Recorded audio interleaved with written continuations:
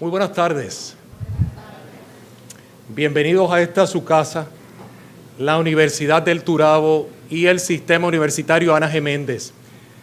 Nuestra Biblioteca Museo Gobernador Pedro Rosselló nuevamente se viste de gala con la visita de un distinguidísimo orador, estudioso, y yo le he dado hasta el título de profesor ya también. En la tarde de hoy tendremos la oportunidad de escuchar vivencias, experiencias y un análisis puntilloso, detallado, sobre el rol de la educación superior en la reconstrucción de la hermana República de Venezuela. Quiero comenzar reconociendo la presencia del licenciado Luis Rivera Marín, secretario del Departamento de Estado de Puerto Rico. Le acompaña el licenciado Luis Méndez del Nido, secretario de Estado, entiendo, auxiliar de Estado. Y el licenciado Eduardo Arosemena, me disculpan los títulos, secretario auxiliar, correcto, del Departamento de Estado. Amigos y familiares ya de esta institución. A su vez, reconocemos la presencia de nuestro distinguido profesor y exalumno, mi alumno que siempre me honra, el doctor Pedro Rosselló, ex gobernador de Puerto Rico. La señora Margarita Nevares, presidenta de la Junta Asesora de la Biblioteca Museo Gobernador Pedro Rosselló. Doña Maga, bienvenida nuevamente. Y nuestro distinguidísimo invitado en la tarde de hoy, el señor Antonio Ledesma, alcalde municipal de la ciudad, exalcalde municipal de Caracas, y su señora Mitzi Ledesma. Bienvenidos a esta su casa. Comenzamos esta actividad con un mensaje de nuestro secretario de Estado, el señor Luis Rivera Marín. Bienvenido. Muchas gracias, David, y realmente agradecidos de que, como siempre, el Sistema Ana G. Méndez sea promotor del intercambio de ideas en el ambiente de la academia, y realmente orgulloso de poder comparecer en este foro nuevamente. Agradecido al gobernador Pedro Rosselló por acogernos en tan importante foro en donde se da la discusión de asuntos internacionales como el que nos ocupa hoy. Agradecido también a doña Maga Nevares por, como siempre, atendernos y promover y permitir en que se siga esta conversación que a fin de cuentas nos obliga a rendirle cuenta a ustedes.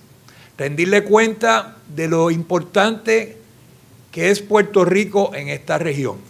Puerto Rico es donde los Estados Unidos se convierte en un país caribeño. Evidentemente, a través de los últimos 2 días, hemos podido cristalizar conversaciones que habíamos iniciado desde que nos reunimos hace unos días junto al gobernador Ricardo Rosselló y con el alcalde metropolitano de Caracas, Antonio Ledesma. Digo que es alcalde porque verán las circunstancias bajo las cuales él tuvo que salir de su país por unas condiciones en donde su familia, su vida corría peligro. En donde, a pesar de todas las actuaciones del gobierno, él pudo llevar a cabo su gestión para la cual fue electo en unas elecciones generales. A mí me gustaría un poco ponerles en contexto la vida, la misión que tiene mi distinguido amigo Antonio Ledesma. Es importante que los puertorriqueños de igual manera conozcamos la realidad de nuestros hermanos en Venezuela, hermanos y hermanas que algunos han venido a nuestra isla y lo hemos acogido con los brazos abiertos. Para nosotros es un honor tener su visita y la de doña Mitzi. Admiramos su valentía, admiramos el amor a su patria, y sepa que los puertorriqueños le apoyamos en todas esas gestiones a usted y a todos nuestros hermanos y hermanas venezolanos. Poco de trasfondo del alcalde de Caracas, Antonio Ledesma. Don Antonio José Ledesma Díaz nació el 1 de mayo de 1955 en San Juan de los Morros, en Venezuela, país por el cual ha luchado incansablemente durante toda su carrera como funcionario público. Realizó sus estudios de educación primaria en la Escuela Vicente Peña de San Juan de los Morros, ciudad que lo vio nacer, y secundarios en el Liceo Juan Germán Rocío, de donde se graduó con un bachiller en Humanidades. En el 1982 obtuvo el título de abogado en la Universidad Santa María en Caracas, Venezuela. Fue 2 veces diputado del extinto Congreso Nacional de Venezuela a partir del 1984. Luego, en enero de 1992, siendo la persona más joven en ocupar el cargo, es electo senador de Venezuela. Posteriormente, entre 1996 y 2000, ocupó el cargo de alcalde del municipio Libertador de la ciudad de Caracas y preside el Consejo Metropolitano del Gobierno en esos tiempos, en donde nuestro gobernador también fungía como gobernador de la isla de Puerto Rico. Posteriormente, ya en pleno chavismo, en el 2008, anuncia su aspiración a la alcaldía metropolitana de Caracas y vence al candidato del entonces presidente Hugo Chávez y asume la alcaldía metropolitana de Caracas con el favor del pueblo. Sin embargo, es despojado por el oficialismo y el gobierno chavista del 95% de su presupuesto y de sus competencias. Ante ese suceso, protagonizó una huelga de hambre que repercutió internacionalmente. En el 2013, luego de que compartía todas las iniciativas, yo le decía, alcalde, ¿cómo usted pudo administrar una ciudad? El tamaño de la población de Caracas es muy similar a la población de todo Puerto Rico, sin el presupuesto. Fue con iniciativa, con colaboración del sector, del tercer sector, organizaciones sin fines de lucro, las comunidades, logró grandes transformaciones en Caracas. En el 2013, a pesar de todas esas circunstancias, es reelecto alcalde metropolitano de Caracas hasta que posteriormente es detenido por las autoridades. Durante su mandato fue detenido arbitrariamente después de que 100 efectivos policiales irrumpiesen en sus despachos, cuya puerta fue derribada tras la negativa del alcalde a abrirla, pues no traían orden judicial de detención ni de allanamiento. El ahora presidente Nicolás Maduro pidió que fuese sentenciado a 26 años de cárcel.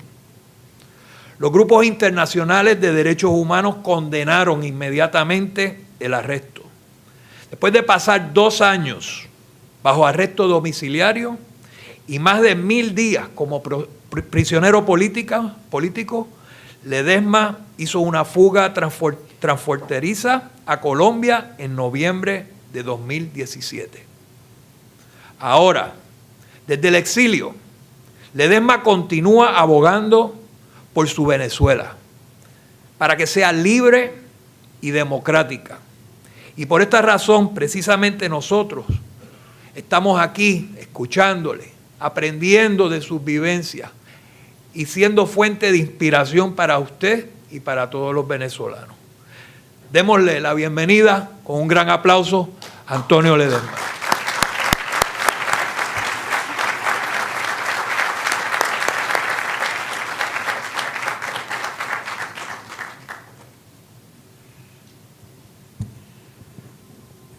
Bueno, muchísimas gracias al buen amigo Luis Rivera Marín por sus generosas palabras y desde luego por la voluntad que ha tenido el señor gobernador, con quien tuve la fortuna de encontrarme el día de ayer junto a su esposa Beatriz, después de llegar a esta hermosa isla procedente de Washington y Nueva York, donde estábamos cumpliendo tareas por la libertad de Venezuela. Es muy importante poder estar empinado en esta tribuna,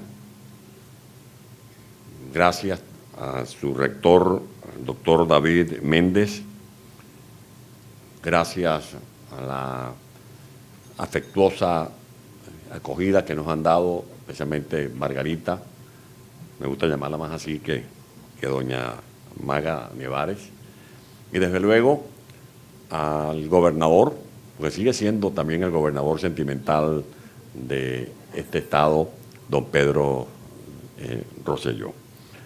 Para Mixi, para mí, mi esposa Mixi, para mi compañero Agustín Berrío, que viene también a darnos su cálido abrazo.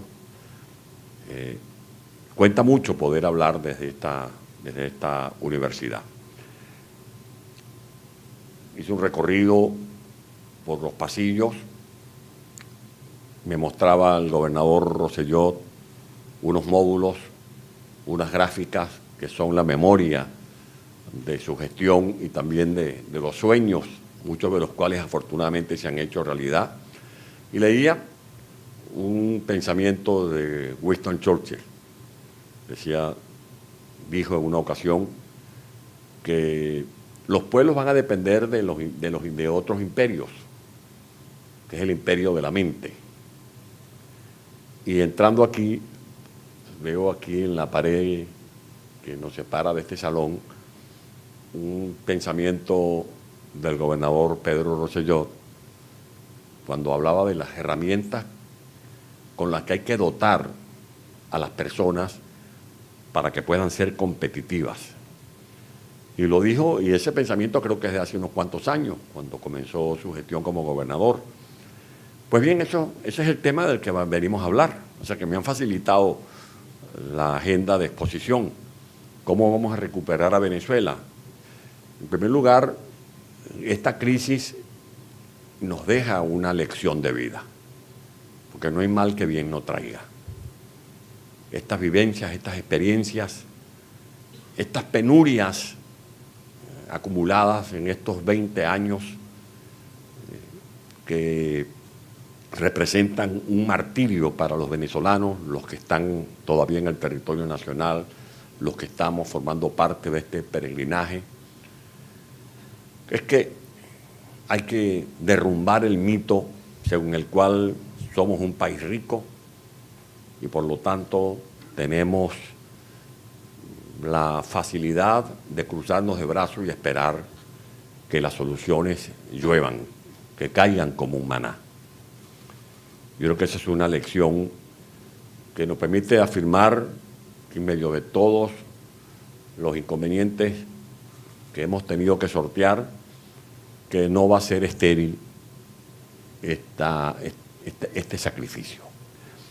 En segundo lugar, como se desprende del pensamiento de don Pedro Rosselló que acabo de citar, hay que asimilar que el modelo de economía que gobierna el mundo en la hora actual, en la era actual, es el de la economía del conocimiento. Podemos tener petróleo, podemos tener hierro, bauxita, cobre, como los chilenos, pero esos minerales ya no son los que marcan la pauta en la economía universal. Lo que se impone en la hora actual es la economía del conocimiento. Por eso a los niños de Venezuela, a los jóvenes de Venezuela, tenemos que dotarlos de herramientas. Y eso se logra en las universidades. Venezuela, gracias a la democracia, tiene hoy un patrimonio muy importante. Más de 400 centros de educación superior, universidades, politécnicos, tecnológicos, institutos universitarios, pedagógicos. Esos son los centros de excelencia, muchos de los cuales habrá que rehabilitar, porque no crean que ustedes nada más fueron víctimas del huracán Irma o el huracán María. Ustedes incluso tienen una ventaja con respecto a Venezuela, que es que el huracán llegó, pasó y se fue. En Venezuela tenemos casi 20 años con ese huracán permanentemente en el territorio nacional, que ha devastado un país que tenía la empresa petrolera más importante, una de las más importantes y prestigiosas de nuestro continente y del mundo. Se hizo una evaluación hace unos años y de las 12 empresas del mundo más calificadas, ahí estaba PDVSA. Producíamos para el año 1999, año en el que Chávez asumió el poder, 3.500.000 barriles. Teníamos una nómina que no pasaba de 40.000 empleados. Y el precio del petróleo se cotizaba en aquel momento entre 7 y 8 dólares por barril. Al día de hoy ya estamos produciendo por debajo de 1 millón de barriles. Y con una nómina que hasta este jueves yo pensaba que era de 140.000. Me reuní con unos técnicos en Nueva York y me presentaron un informe según el cual ellos pueden asegurar que la nómina supera las 200.000 personas. Las refinerías en bancarrota y el personal más calificado, ese que fue dotado por la democracia de herramientas para ser un personal competitivo, lo votó Hugo Chávez con un pito. Más de 20.000 técnicos que ahora están desperdigados por todo el mundo. Venezuela está en Qatar, está en Dubái, está en Houston, está en Brasil, está en México, está en Colombia, está en Alemania, está en Inglaterra. No solo nuestros técnicos petroleros, sino toda esa diáspora de médicos, de matemáticos, de ingenieros, de docentes como ustedes. Esos docentes que tenían a su cargo buena parte de ese plantel académico al que me acabo de referir. Pero bueno, las universidades tendrán que jugar un papel fundamental en ese proceso de reconstrucción de la economía, de la infraestructura y de la moral venezolana. Y en ese sentido ya estamos trabajando. Venezuela tiene en la diáspora un número importante de especialistas que están haciendo sus ensayos para tener articulada una propuesta, un plan marcha, a lo mejor lo llamaremos plan Almagro en su momento, para reconstruir a Venezuela.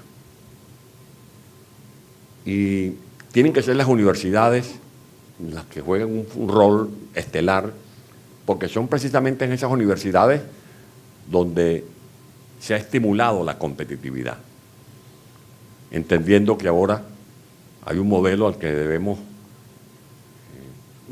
atender. Por ejemplo, uno de los problemas más graves que tenemos en la hora actual es el tema de las medicinas. Yo me pregunto, ¿no puede Venezuela fomentar un polo farmacéutico dándole esa responsabilidad a nuestros centros universitarios? Yo me imagino en la Universidad de los Andes, en Mérida, apalancando un polo farmacéutico para producir medicina genérica. ¿No puede Venezuela impulsar un modelo de medicina preventiva? Yo me imagino a los docentes de la universidad, de la Escuela de Medicina, de la Escuela de Farmacia, de la Universidad Central de Venezuela, de la Universidad de Carabobo, de la Universidad del Zulia, incluso haciendo una competencia para ver quién presenta el mejor proyecto que haga posible sustituir el modelo de medicina curativa por un modelo de medicina preventiva, impulsando un modelo de medicina familiar que haga posible una mayor cobertura. Porque ¿cómo puede ser posible un desarrollo integral de un país? Para poder tener desarrollo integral de un país, para que un país se desarrolle económicamente, tiene que tener una población bien asistida desde el punto de vista educativo y desde el punto de vista de salud. Salud es desarrollo. Pues usted puede montar la mejor escuela, el mejor sistema de atención maternal, usted puede montar la mejor instalación, como estas, por ejemplo, que son aulas virtuales, laboratorios, aprovechando la tecnología de punta, pero si al niño que te va a colocar en esa aula es un niño que está desnutrido, o es un niño que no tuvo una adecuada alimentación entre los 0 y los 5 años, ese niño no va a atender ni va a asimilar las lecciones de clase, sino que se va a quedar dormido sobre el pupitre. O ese niño que supere le da el ciclo maternal y va a llegar a la escuela básica, si ese niño no tiene las herramientas adecuadas desde el punto de vista de salud, desde el punto de vista técnico, ese niño va a estar en desventaja con otros cuyos padres sí lo alimentaron adecuadamente o tuvo un Estado solidario que se encargó de garantizar que ese niño, en vez de tener una muerte temprana, como ocurre en Venezuela, tenga una educación temprana, como tiene que ser la norma general en Venezuela, en Puerto Rico y en cualquier parte del mundo. Digo una muerte temprana porque en Venezuela los niños están muriendo por desnutrición. Tenemos actualmente cerca de 300.000 niños con problemas de desnutrición crónica. O sea, niños que pueden morir este mismo año. Mientras que en Chile el presidente Piñera enfrenta el drama de Venezuela, que es la muerte temprana, con la educación temprana. Un gobierno que no se ocupe de sus niños y sus ancianos, un gobierno indigno, porque esas tienen que ser las mayores responsabilidades. Entonces, ¿cómo resolver el problema de Venezuela? Bueno, no podemos entonces crear ese polo farmacéutico, no podemos desarrollar un modelo de medicina preventiva que vincule a la universidad con la comunidad, que el médico extramuros universitarios se relacione con sus comunidades, no con este esquema populista que planteó Hugo Chávez de los módulos barrio adentro, donde a la gente le daban una pastillita que servía para todo. Si tenía dolor de cabeza le daban la pastilla, si tenía dolor de espalda le daban la pastilla, si tenía dolor de rodilla le daban la pastilla. Y además funcionaban de manera intermitente. Un módulo tiene que estar en el marco de una medicina familiar funcionando las 24 horas del día, de lunes a domingo, porque el ser humano no es como una farmacia que está de turno. Me enfermo el viernes o me enfermo el domingo. No, se puede enfermar en cualquier momento. Y medicina preventiva para evitar que los centros de excelencia o los centros de referencia colapsen. Porque en Venezuela tenemos centros de referencia. El gobernador Pedro Rosselló los conoció. El Hospital J.M. de los Ríos, que es de niños, el Hospital Clínico Universitario, un hospital de referencia. ¿Y qué ocurre cuando hay el modelo de medicina curativa? Que no hay filtros. Y entonces una persona que tiene un dolor de espalda, en vez de ir a un módulo de atención preventiva, se va para el hospital clínico, congestionando las salas de atención del hospital clínico. Por eso la importancia del modelo de atención preventiva y del modelo de medicina familiar. Eso lo pueden hacer las universidades. La alimentación. Nosotros tenemos ahorita un problema de alimentación muy grave. Bueno, ¿por qué no aprovechar el talento de las universidades? ¿Por qué no aprovechar este ciclo de la tecnología, de la información, de este mundo de la cibernética, de los satélites, para que desde las universidades nos ayuden a hacer los estudios de suelo y poder responder las preguntas: ¿qué podemos producir? ¿Qué podemos producir en las tierras de un estado determinado? ¿Podemos producir trigo? ¿Podemos producir leguminosas? ¿Podemos cosechar maíz? ¿Podemos cosechar caña de azúcar? ¿Podemos cosechar, sembrar y cosechar tubérculo? ¿Por qué no aprovechar las tecnologías y conocimientos de las mujeres y los hombres que interactúan en las universidades con los ciudadanos, con los productores, con los estudiantes, para responder esas preguntas? Para ver cómo se pueden producir fertilizantes. Venezuela tiene recursos naturales que se pueden transformar en fertilizantes. ¿Por qué no hacer con la Universidad de Maracay, en el estado de Aragua, un polo petroquímico? ¿Por qué no desarrollar conjuntamente entre Valencia, Puerto Cabello, Maracay, Cagua, ese polo que pueda producir los suficientes fertilizantes, que pueda producir los alimentos concentrados para animales. ¿Por qué no desarrollar desde los laboratorios de investigación de nuestras universidades fórmulas para hacer cruces en el reino vegetal? Y si tenemos zonas productoras de arroz, ¿cómo incrementar la productividad por hectárea? ¿Cómo incrementar la productividad de la cosecha de maíz por hectárea? Investigando los suelos, creando fertilizantes, produciendo semillas certificadas. ¿Por qué tenemos que importar todo el tiempo las semillas certificadas si las pueden producir nuestros centros de investigación? Si le damos oportunidades y le damos recursos y le damos el desafío, y asignamos el desafío de ser centros que puedan cubrir esas demandas que tienen nuestros productores y nuestros ganaderos. ¿Por qué no hacer cruces, además del reino vegetal, en el reino animal? Eso lo están haciendo otros países del mundo, pues no lo podemos hacer nosotros si tenemos talento humano, al que tenemos que fortalecer con nuevas herramientas, que son esos equipos tecnológicos que tienen que estar a la mano de nuestros niños. ¿O es que vamos toda la vida a decir tenemos petróleo, porque tenemos petróleo vamos a tener el desarrollo? Mentira. Vamos a seguir vendiendo petróleo y resulta que vendiendo petróleo, con nuestros recursos otros producirán estos aparaticos y producirán las carcasas de los teléfonos y producirán el pendrive. En Israel no hay agua, desiertos, inventaron el sistema de riego por goteo, pero mientras hacían productiva una hectárea de tierra, inventaron el pendrive, y con ese pendrive generaba una cantidad de divisas que son ganancias para ellos mismos.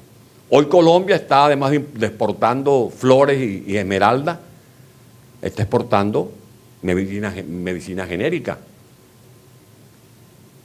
En muchas partes del mundo se estimula la competitividad entre los muchachitos, desde que están en la primaria. Y vean qué inventan. Vamos a ver un concurso de los inventos de este año. Y eso va generando la creatividad, porque nuestra educación tiene que ser una educación que atienda a la innovación. Tenemos que innovar. Y una manera de innovar es haciendo estas cosas a las que estoy haciendo referencia. ¿Por qué no podemos entonces tener en nuestras universidades centros de investigación que nos digan qué tierra es más factible para sembrar determinados rubros y así garantizar la alimentación de buena parte de nuestra población? ¿Por qué no pueden transformarse en nuestros laboratorios universitarios en centros de producción de las vacunas para evitar que nuestros niños mueran de difteria, de sarampión, para enfrentar, por ejemplo, con políticas de fumigación masiva, las endemias que han regresado con la tiranía de Maduro, como por ejemplo la malaria, el paludismo, que aunque parezca mentira, tengo que decirles que lamentablemente eso ocurre en mi país actualmente en pleno siglo XXI. Y entonces ya se compra un satélite que no funciona, cuando podemos usar esas herramientas colocándolas en manos de los técnicos venezolanos que están en nuestras universidades, para que esos satélites nos digan, por ejemplo, que puedan predecir cómo va a ser el rendimiento de una cosecha determinada. ¿Por qué no podemos utilizar a nuestras universidades para que nos ayuden a desarrollar políticas de seguridad pública, formando mejores funcionarios policiales, levantándole la estima al funcionario policial, aprovechando los sistemas de comunicación? Hoy un celular es un instrumento de trabajo. Si lo usa un periodista, ¿por qué no lo puede usar un policía adecuadamente? Hoy un periodista que no maneja un teléfono celular tiene limitada su competitividad, porque con un teléfono celular puede grabar, puede filmar, puede editar, puede hacer hasta una película. Hoy con los sistemas de computación podemos fortalecer los servicios públicos, desde el policía hasta el que cobra los tributos en la administración pública municipal, estatal o nacional. Hoy, a través de la tecnología, que puede acrecentar una academia desde una universidad, se puede facilitar la vida del ciudadano para pagar los impuestos, para pagar los servicios de energía eléctrica, para pagar los servicios de agua, para pagar una infracción si es que la comete. O sea, son muchos los puntos desde los cuales la universidad va a ayudar a reconstruir a Venezuela. Vamos a reconstruir nuestras carreteras y vamos a necesitar de nuestros ingenieros, de nuestros técnicos. Hay que hacer nuevos desarrollos urbanos y vamos a necesitar de nuestros arquitectos, de nuestros ingenieros, pero también de nuestros planificadores, de nuestros matemáticos. Hoy hablaba con un venezolano, Luis Raúl, que es un físico, matemático. Bueno, las estadísticas van a ser muy importantes, porque un gobierno no puede llegar simplemente a hacer un desarrollo de vivienda y que el gobernador o el ministro o el presidente le declaren a la prensa: acabo de inaugurar 600 apartamentos. ¿Y el hábitat? ¿El agua? ¿Y la energía eléctrica? ¿Y las escuelas? ¿Y los centros maternos? ¿Y la atención para la madre en estado prenatal o en estado postnatal? ¿Y los preescolares? ¿Y las instalaciones deportivas? ¿Y el teatro? ¿Y el Ateneo? ¿Y la vialidad y la iluminación? Eso es hábitat. Y eso tenemos que lograrlo con nuestros especialistas en las universidades, comprometidos con el apalancamiento de este tipo de proyectos. Muchas gracias. Y el agua, por ejemplo, que es tan importante, que me acaban de traer por aquí. Venezuela tiene un potencial hídrico muy grande. El río Orinoco, el río Caroní, por citar solo dos. Resulta que actualmente en Caracas el 62% de la población no recibe agua potable. Ahora, eso es salud. La salud no es solo la pastillita. La salud no es el bisturí en el quirófano. La salud no es solo el médico con la bata blanca. Salud es agua potable. Porque muchas veces los ambulatorios y los hospitales colapsan porque llega la gente con enfermedades infectocontagiosas, problemas gástricos, porque no consume agua potable. Bueno, nuestros ingenieros tienen que ayudarnos a desarrollar todos estos acueductos, nuestros técnicos. Y ahí quiero bajar de las academias de educación superior a las escuelas técnicas. Venezuela tiene que crear nuevas escuelas técnicas, porque tenemos, como lo comentaba el doctor David Méndez, que proyectar un nuevo modelo de ser humano. El estudiante que salga de las universidades en este tiempo no puede ser simplemente el abogado, el matemático, el físico, el psicólogo, el economista. No, más que el graduando con el título que tiene que recibir es el de emprendedor. Nosotros tenemos que convertir nuestros centros educativos en centros generadores de emprendedores para que puedan montar empresas. Nuestras universidades tienen que enseñar a los estudiantes, además de humanidades, de filosofía, de leyes, de matemáticas, de química, de comunicación, tienen que enseñarlos a expresarse, a escribir, a poder presentar un ensayo, elaborar un ensayo y a poder montarse en una tribuna como esta y hablar. Esa es una obligación que tienen las universidades, enseñar al graduando a expresarse por escrito y oralmente. 2, enseñarlos a organizar una empresa. ¿Cómo se monta una empresa? Con 2, con 3 personas. Ahí está el ejemplo de Bill Gates, de quienes montaron lo que hoy son grandes emporios en un garaje. ¿Cómo usar las herramientas de la tecnología? Desde una universidad. Hay que ver lo que es Amazon, que comenzó vendiendo libros usados. Hoy quienes tienen la propiedad de Amazon son de los más ricos del mundo. Hay que ver lo que se puede hacer, repito, con un teléfono, lo que puede proyectar una alcaldía, lo que puede hacer un servidor público. Y los servidores públicos, ayer hablábamos Mixi y yo, y Mixi dice, caramba, le decía al gobernador, pues usted es un científico, porque es un experto en la biomédica, el doctor Rosselló. Y ha sido reconocido por sus esfuerzos de investigación en células madre. Yo le decía a Mixi anoche, que después que me decía qué pareja tan hermosa, qué gente tan... Bueno, es que eso es lo que necesitamos. Que los mejores vayan a los cargos públicos. Que la gente no se limite a decir, yo no me meto en política. No, sí, métanse en política, como hizo Pedro Rosselló, uno de los mejores de Puerto Rico. Asuman los cargos públicos, porque en la medida en que los mejores asuman los cargos públicos, va a funcionar mejor el Estado. Van a funcionar mejor las instituciones. Y hay que decirle a los estudiantes, cuando vienen a estas aulas de clase, que se preocupen por la política. Los dictadores, en Venezuela había un dictador que le decía a los muchachos, no hagan como yo, no se metan en política, porque le interesaba tener a los muchachos fuera del debate. No, hay que estimular a los jóvenes a que se metan en política y que se preparen para que puedan desarrollar en la vida terrenal todas estas iniciativas. La luz, por ejemplo. Venezuela tiene mucho petróleo, pues nosotros no podemos seguir dependiendo del petróleo. ¿Por qué no promover las energías alternas desde las universidades? Y enseñar a los técnicos, promover en el ánimo de los empresarios la idea de usar la energía fotovoltaica, por ejemplo, por citar solo una de las líneas que pueden activarse. Y usted dirá, ustedes lo que quieren es ahorrar petróleo. No, no se trata solamente de ahorrar petróleo, es ahorrar vida. Porque el petróleo es un combustible fósil. Hoy veíamos aquí en la bahía un desperdicio que estaba allí y quiero que Eduardo, pendiente, llamando para el tema del desperdicio en la bahía, porque eso es contaminante. El plástico, el uso de las chimeneas, hay que cuidar la vida.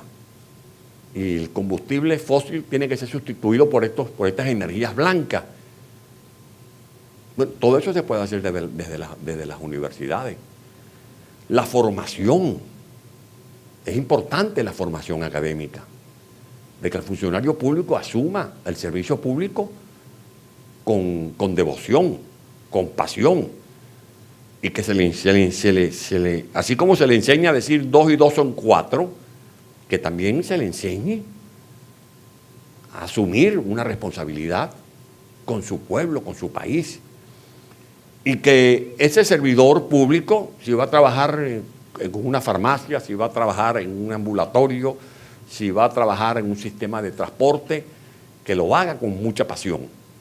Y que haga el esfuerzo por ser el mejor. Por ser el mejor. Saliendo de Washington por tren para Nueva York, Missy me dijo, Chito, límpiate esos zapatos. Entonces comenzamos, pregúntale cuánto cobra. Entonces el señor me sentó y me limpia los zapatos, y ese hombre se esmeró en hacer el trabajo de limpiar el zapato, y él se sentía orgulloso de limpiar sus zapatos. Bueno, así tienen que hacer también los médicos cumpliendo su horario en el hospital, la enfermera en el ambulatorio, el maestro en la escuela. Y que tengamos maestros y médicos comprometidos con la ciudad y que asuman ese cargo público no como un burócrata, donde la enfermera esté pendiente de que sean las 5 para irse, sino que en vez de estar pendiente del reloj a ver si son las 5 para irse, esté pendiente de cuántos pacientes están todavía en cola para atenderlos y atenderlos bien. Ese es el trabajo también de las universidades.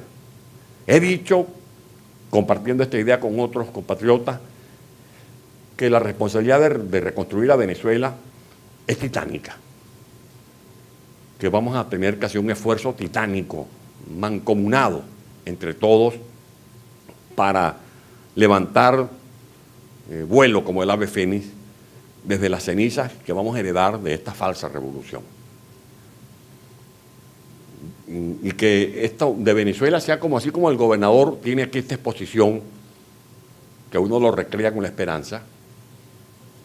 Bueno, en el caso de Venezuela, que tengamos a Venezuela como un espejo donde se miren los pueblos, donde se mire Puerto Rico, donde se mire cualquier sociedad de nuestro continente, para que vean los estragos que hace el maleficio del populismo. Que cuando alguien venga aquí a revolotear con estas ideas como las que encandilaron al pueblo de Venezuela, puedan decir, mira el riesgo que corremos si esto llega aquí a Puerto Rico.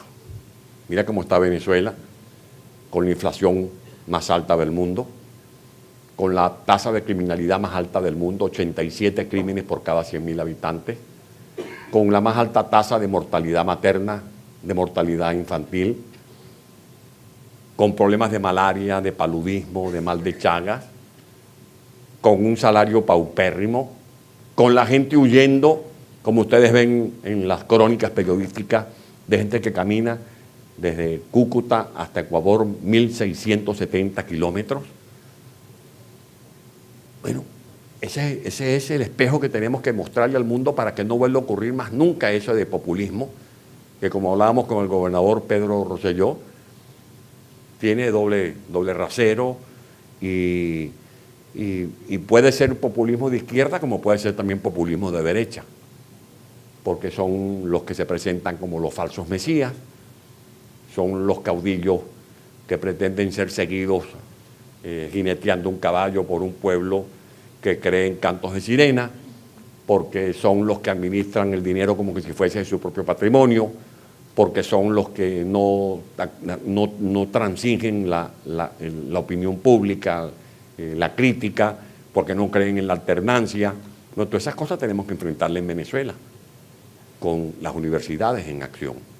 Pero repito, ya para finalizar, vamos a reconstruir nuestras carreteras, vamos a reconstruir nuestras autopistas, vamos a reconstruir nuestra planta física de escuelas, de ambulatorios, de hospitales, vamos a reconstruir nuestro sistema eléctrico, vamos a relanzar nuestros acueductos, vamos a echarle piso sólido al sector empresarial para que vuelva a invertir en la actividad comercial, en la actividad secundaria, terciaria de la economía.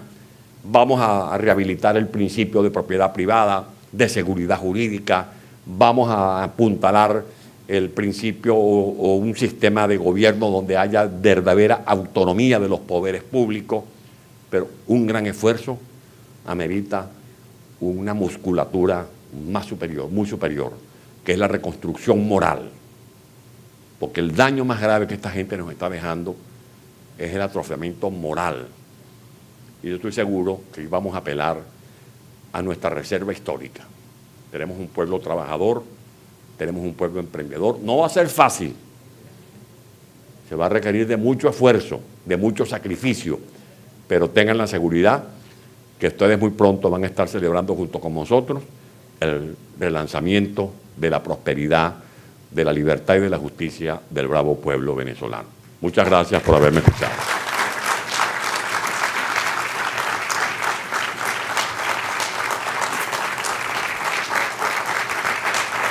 Gracias. Gracias. Si hay alguna pregunta. Muy buenas tardes, Antonio Ledesma. Mi nombre es José Ángel Santos Navarro Josian. Soy de Caguas, Puerto Rico. Quiero darle la bienvenida a usted en su visita a la Universidad del Turabo. Usted es un líder que se ha fajado y luchado por la causa venezolana. Yo tengo mucha fe en que Venezuela se va a levantar como el ave fénix.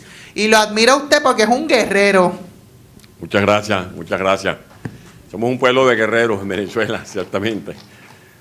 Sobre todo esa juventud que lo ha dado todo y por la que estamos obligados a seguir luchando.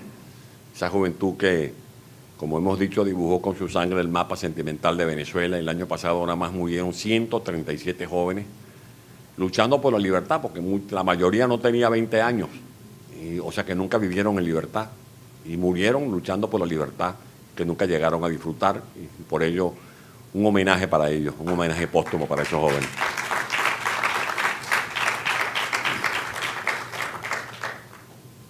Si hay alguna pregunta, absolutamente gratuita, no se cobra nada por las preguntas.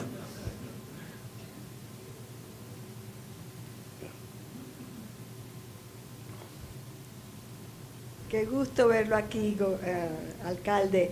La última vez que nos vimos fue hace muchos años en la Universidad Simón Bolívar, de la cual soy profesora jubilada, y felizmente desde hace 10 años ya acogida por la Universidad del Turabo. Yo le quería preguntar a usted, nosotros, mi esposo y yo, siempre hemos pensado en el regreso a Venezuela, en el regreso. ¿Será eso posible? Cada vez nosotros lo que tenemos en ese país, el fruto de un trabajo de muchos años académico, es una casa. ¿Qué más? Nada más. Una casa que está todavía allá. ¿Qué piensa usted de esta diáspora que hemos sobrevivido gracias a que yo nací aquí y todavía me quieren? Pero yo fui venezolana por más de 40 años y adopté un país. ¿Cómo va a ser ese regreso? ¿Qué piensa usted de todo esto que se habla en las Naciones Unidas y en los foros internacionales y Almagro que usted mencionó y todo? ¿Será posible eso? Muchas gracias. ¿Qué medio de televisión es más conocido aquí en Puerto Rico? ¿Cómo se llama? ¿TV qué? ¿Ah? Bueno, imagínese usted que usted se levante a las 7 de la mañana y prenda Telemundo y usted la sorprenda la noticia.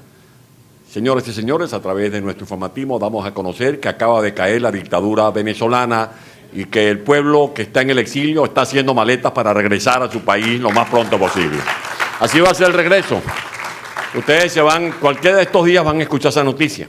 A uno se le pone la piel de gallina, algunos pensarán que estamos flotando en una quimera. No, estamos trabajando para eso. En la ONU se está debatiendo ya el concepto de responsabilidad de proteger. En el marco de la reunión de la ONU de la semana pasada, 6 gobiernos firmaron un documento para validar en la Corte Penal Internacional los informes presentados por el señor Almagro y el Alto Comisionado de Derechos Humanos de la ONU, en los cuales se registra que ciertamente en Venezuela se han perpetrado crímenes de lesa humanidad.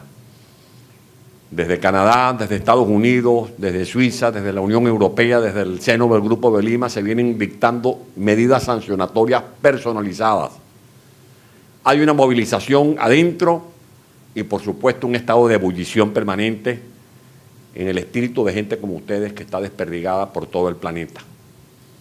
Porque esa frase no es mía, es del poeta Cadena, que dijo, respondiendo a una pregunta, ¿dónde queda Venezuela? Y él dijo, Venezuela está en ese meridiano. Ya no es el meridiano del paralelo del Ecuador, es el meridiano que se cruza y le da vuelta al planeta, al mapamundi.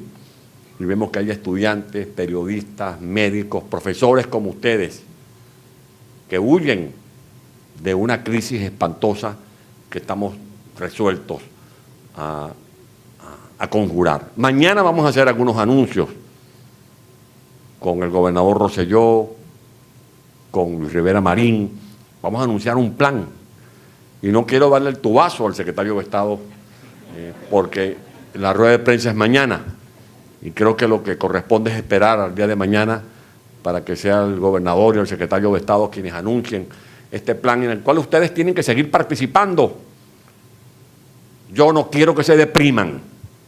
Yo sé que da mucho dolor suspirar por Venezuela y sentir que uno tiene aquí las riendas invisibles apretadas en las manos cada vez que recordamos y evocamos a Venezuela. Imagínense cómo se siente uno. Cuando yo crucé esa frontera, sentía un desgarramiento en el corazón. Pero uno tiene que reponerse y sobreponerse y pisar tierra. Ustedes tienen aquí en Puerto Rico que consolidar su presencia en Puerto Rico y aprender todos los días. Usted aprendió mucho en la Universidad Simón Bolívar, que es uno de los centros de excelencia creados por la democracia venezolana. Pero usted está aprendiendo mucho más ahora aquí. Y como les decía hoy en la reunión del despacho de Luis Rivera Marín a un grupo de venezolanos, ustedes están formando parte de un plan de becas Gran Mariscal de Ayacucho muy especial, porque es autofinanciado. No depende de las finanzas del Estado, sino depende de la voluntad de lucha de ustedes. Y los venezolanos que me encuentro en los restaurantes trabajando como cocinero o como mesonero, los venezolanos que me encuentro en las tiendas de Nueva York o de Washington o el que me encuentro en Miami trabajando en un Uber, o el que sale con su bota blanca después de haber operado en los quirófanos de Buenos Aires o de Chile. Esos venezolanos que están en las refinerías de otras partes del mundo están adquiriendo conocimiento. Y por eso, cuando regresemos, que será pronto, vamos a ser protagonistas del proceso de reconstrucción de Venezuela, para que volvamos a tener una economía pujante, para que tengamos una posibilidad de ser competitivos. De allí que no concluyamos jamás que todo está perdido. Sí, Venezuela tiene grandes posibilidades. Venezuela lo tiene todo. Ahora tenemos un talento humano, que es la verdadera riqueza. Esa es la verdadera riqueza. Ahora nos vamos a dar cuenta de la significación que tiene haber formado técnicos, profesionales, y los jóvenes que tenemos que recuperar. Porque hay una generación, como me lo decía don Eduardo hoy, que es 20 años significa una generación perdida. Por eso, amigas y amigos, muchísimas gracias. Gracias al gobernador Rosselló. Gracias a Luis Rafael por ayudar a los venezolanos. Nosotros sabemos, porque me lo dice la gente con la que me encuentro en todas partes del mundo, que es como el vecino que llega o el primo o el sobrino que llega a la casa de la tía y el primer día, bien, pasa para acá, acuéstate aquí, haz lo que quiera, pero ya los 4 días cuando uno abre la nevera le da como pena. Hasta le da pena usar el sanitario para no molestar. Yo sé que a veces molestamos, y sobre todo cuando son tantos, son miles de venezolanos. Estamos hablando de 6.000 venezolanos que están llegando diariamente a Ecuador. Estamos hablando de más de 300.000 que están en Perú. Estamos hablando de más de 1.500.000 que han tenido que huir hacia Colombia. Estamos hablando de los conflictos que se han presentado en Boavista, en el estado de Roraima, en Brasil. Estamos hablando de brotes de xenofobia que se han presentado en Panamá. Por eso hablamos del tema cada vez que tenemos la oportunidad, y para mí fue muy conmovedor hoy escuchar a Luis Rivera Marín decir que ellos están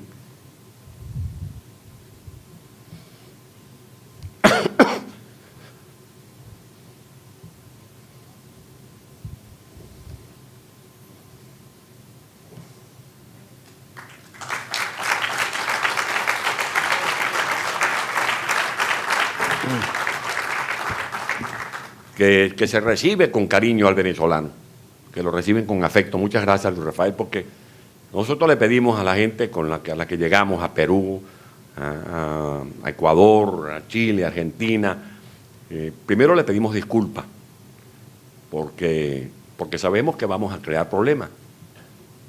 Y con humildad y con orgullo decimos, bueno, si no nos puedes dar un pedazo de pan, no nos los des. Si no nos puedes garantizar un techo toda la vida, no importa, pero sí pedimos que no nos humillen, que no humillen al venezolano que migre, que lo traten como un ser humano que está buscando auxilio, porque hay que ver el dolor de esa mujer que sale dejando a su hijo allá en Venezuela, o de ese hijo que sale dejando a su madre en Venezuela. Lo decía hoy Luis Rivera, es el desmembramiento de la familia. Estuvimos viendo otra vez la historia reciente de Alwiz, y ahí está registrado cómo los fascistas montaban en los vagones de un tren, que eran vagones donde se trasladaba el ganado, y los apiñaban allí, y esa gente casi que se asfixiaba en el vagón, y viajaban desde Berlín o de cualquier punto de Alemania, y eran aturdidos con el rechinar de los rieles. Y cuando llegaban al campo de concentración, los llamados capos, capos, con un fuete y un látigo, los iban separando. Y separaban a las mujeres, separaban a los hombres, separaban a los niños, separaban a las personas que tenían una dificultad física, los llevaban a un sitio llamado la barbería porque era para cortarles el pelo, o a otros los llamaban el dentista porque le sacaban las prótesis dentales, los que tenían oro, y luego los metían en una cámara y los asfixiaban con pesticidas. Bueno, eso está ocurriendo más o menos en Venezuela, de otra manera, pero está ocurriendo en Venezuela. Y es lo que le pedimos nosotros a los gobiernos de América Latina, que nos ayuden, que no nos dejen solos. Y por eso mi corazón va a estar toda la vida en sus manos, señor secretario de Estado, y en las manos del gobernador Pedro Rosselló, porque han dado un paso cuando Venezuela necesita. Porque los amigos se conocen en los tiempos de dificultades. Porque cuando uno tiene posición de bonanza, los amigos llegan cuando uno los invita. Pero más grande es el amigo que llega cuando estamos en tiempos de dificultades sin ser invitados. Y ustedes han dado un paso al frente sin que Venezuela tenga que suplicarle solidaridad con nuestro pueblo. En Venezuela hay un campo de concentración. Veníamos hablando hoy con el teniente Aponte en el carro. ¿Y cuánta es la extensión territorial de Puerto Rico? Estábamos sacando una cifra, el doctor Berríos, que es de Harvard, tiene algún problema de matemática, no cuadraba bien las cifras, cuánto es el... Pero lo cierto es que Venezuela tiene 912.000 kilómetros cuadrados. Y eso es un campo de concentración, es el campo de concentración más grande del mundo. Porque Maduro no es el presidente, Maduro es el PRAN de una gigantesca cárcel donde tiene acorralado a millones de venezolanos. Y los está matando de hambre, no los mata con gases como hacía Hitler en Auschwitz, pero está matando de hambre a seres humanos. El promedio de pérdida de peso en Venezuela, de talla, es ya de 14 kilos, porque la gente no come. Hay gente que come una vez al día, si tiene suerte. Y hay gente que se acuesta todos los días en mi país, sin haber probado un bocado. Y hay madres que tienen que escoger a ver a cuál de los 3 o 4 hijos les da un pedazo de pan, en el país que tiene las reservas de petróleo más grandes del mundo, en el país que llegó a vender en los últimos años miles y miles y millones de barriles de petróleo y que recibió o tuvo ingresos superiores a mil millones de dólares, y que tiene una deuda ahorita, que ha dejado una deuda de más de 150.000 millones de dólares. Ahora, no hay pan en Venezuela, pero sí hay ricos con cuentas bancarias, no ricos, ladrones que se robaron el erario público, y ese dinero ustedes nos tienen que ayudar a rescatarlo. El gobernador y el secretario de Estado nos tienen que ayudar a rescatar ese dinero que está en Estados Unidos o que está en paraísos fiscales, en Panamá, en las Islas Caimán, para que ese dinero, junto con el talento de ustedes, sirva para reconstruir a Venezuela. De allí, mi querida profesora, yo no le voy a decir que haga la maleta esta noche, pero duerma en pijamada por si tiene que salir rápido a Caracas a contribuir con la reconstrucción de Venezuela.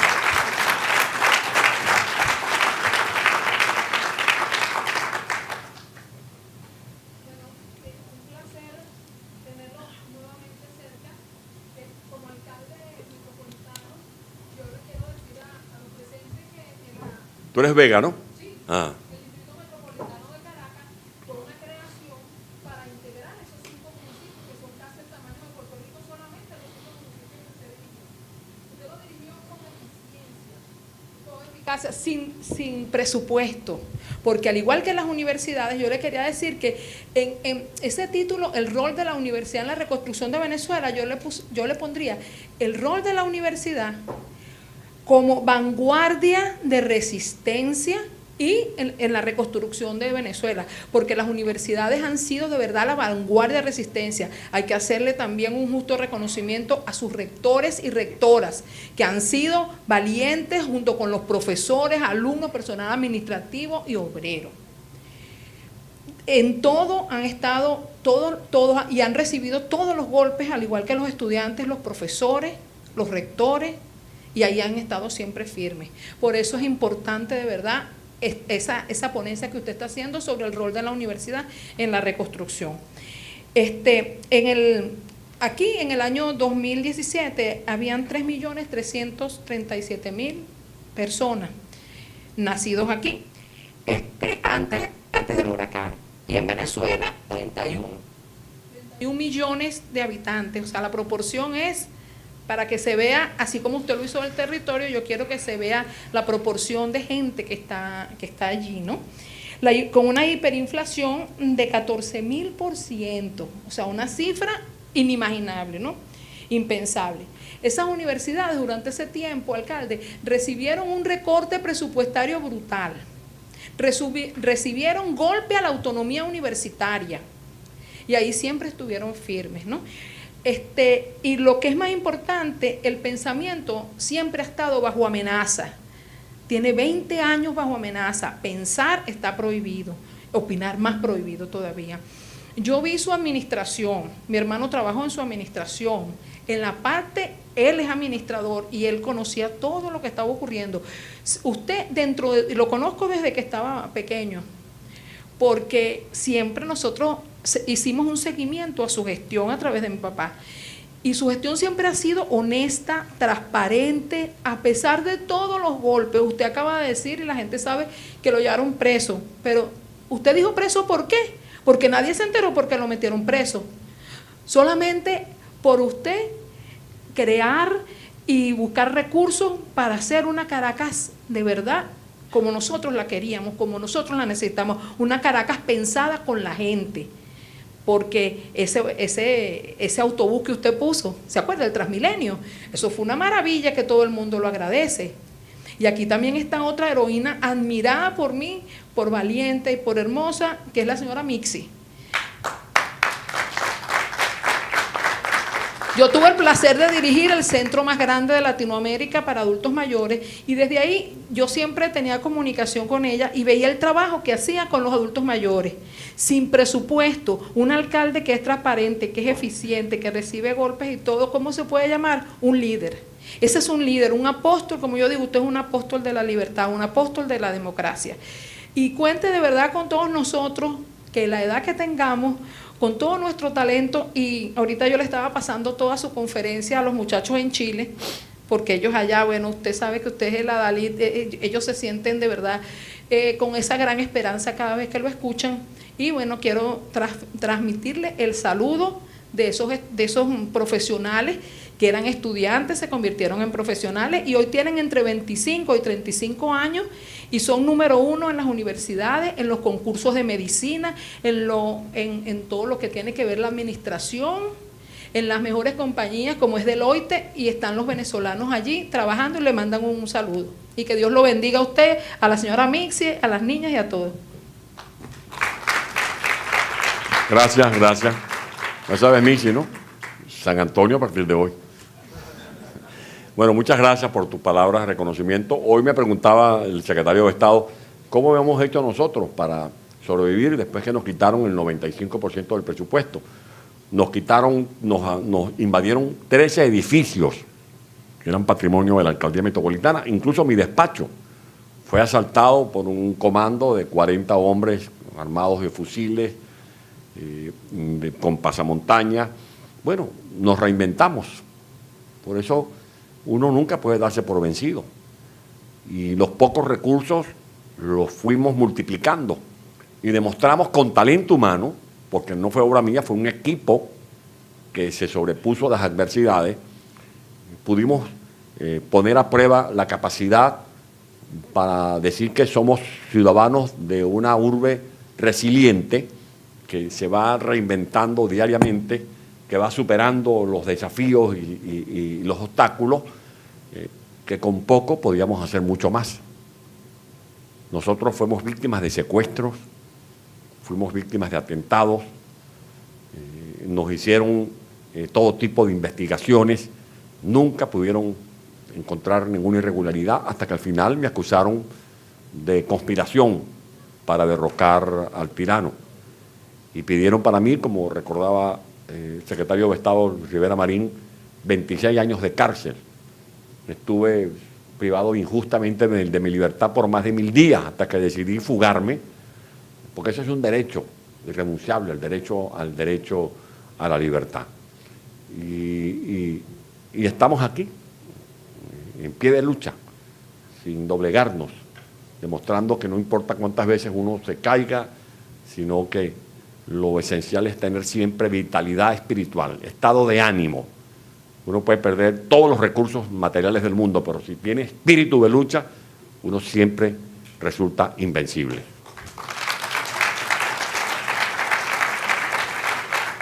Bueno, si no hay otra pregunta, tiene la palabra el señor rector.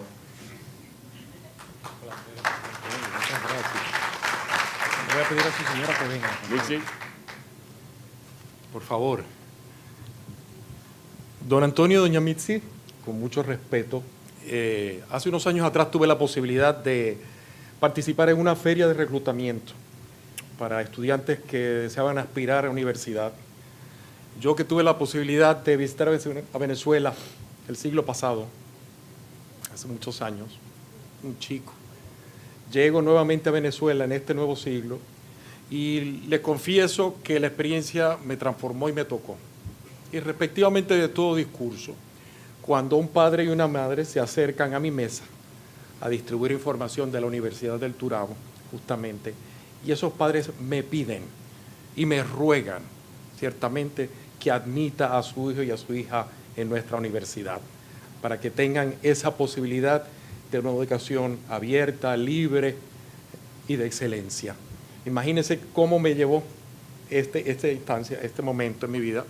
Las puertas de la Universidad del Turabo están abiertas para todos los venezolanos alrededor del mundo entero. Me ocupa de sobremanera.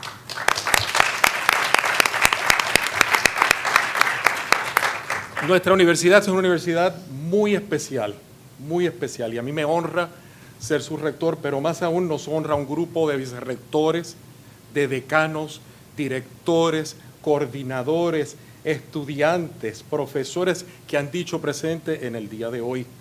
Entonces, mi agradecimiento por este voto, por su presencia y por honrarnos con su espacio y su lugar y con su tiempo aquí en el día de hoy.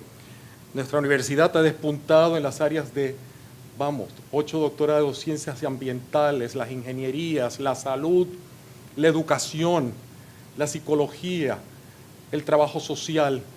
Y esa es nuestra misión, verdaderamente el transformar vidas, a transformar nuestro país y ciertamente pues transformar el mundo entero. A eso nos dedicamos aquí en la Universidad del Turabo. De igual forma, nos hemos hecho partícipes de preservar el legado, el arte y la cultura de Puerto Rico. Nuestro Museo y Centro de Estudios Humanísticos cuenta con una colección de primer orden y esperamos tener una gran colección venezolana pronto para así compartirla. Así que una muestra de nuestro agradecimiento porque nos honra con su presencia ambos y para que lleven este recuerdo de la Universidad del Turabo y de esta su casa, la Biblioteca Museo Gobernador Pedro Rosselló.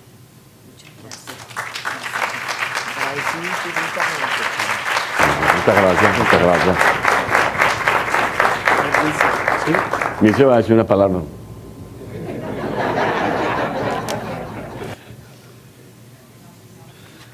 Bueno, gobernador. Perdón, rector.